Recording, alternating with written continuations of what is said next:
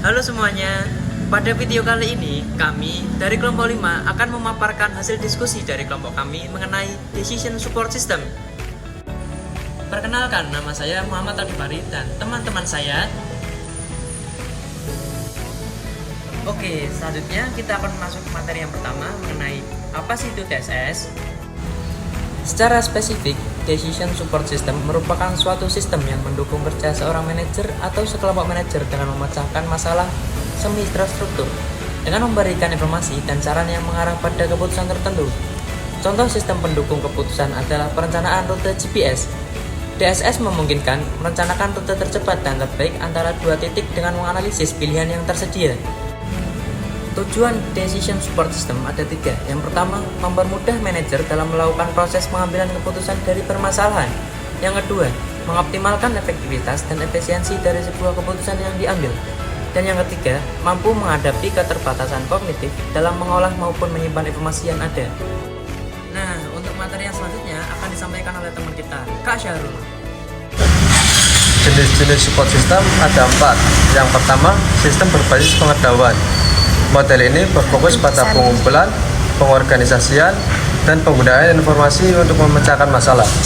Contoh model berbasis pengetahuan adalah sistem pakar yang digunakan dalam diagnosis medis. Yang kedua, sistem berbasis data.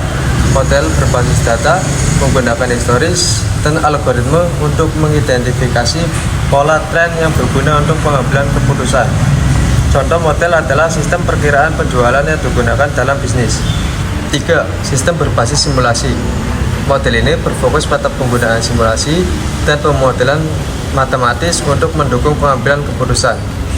Contoh model berbasis simulasi adalah sistem simulasi logistik yang digunakan di bidang manufaktur. Keempat, sistem hybrid atau gabungan. Model ini berfokus pada penggabungan sumber daya dan teknik model DSS yang berbeda. Contoh model sintetik adalah sistem manajemen rantai pasokan yang menggunakan model berbasis data dan simulasi. Ya, materi selanjutnya akan disampaikan oleh Kak Tasya. Komponen yang ada dalam Decision Support System.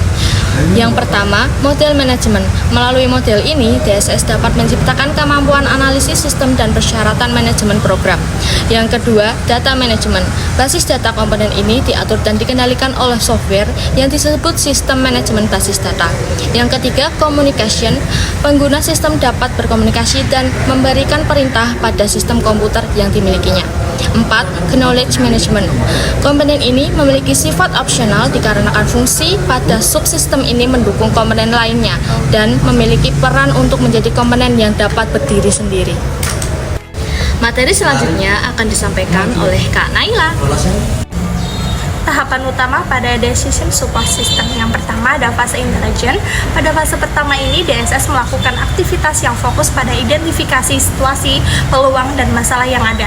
Fase yang kedua, fase perencanaan. Pada fase ini sistem melakukan proses pencarian dan pengembangan serta analisis terhadap tindakan yang perlu. Yang ketiga, fase seleksi. Sistem melakukan aktivitas pengambilan keputusan dengan lebih tajam. Pada tahap ini terdapat beberapa kegiatan seperti evaluasi, pencarian, dan pengusulan solusi.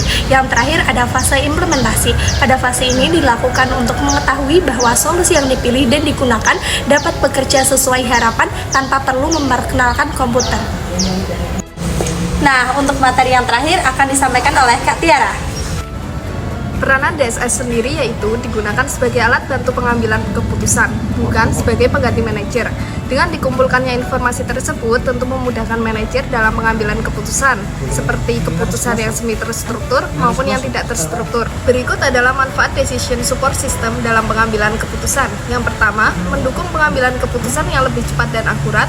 Yang kedua, meningkatkan kualitas keputusan. Yang ketiga, meningkatkan efisiensi dan produktivitas. Yang keempat, meningkatkan kepuasan pelanggan.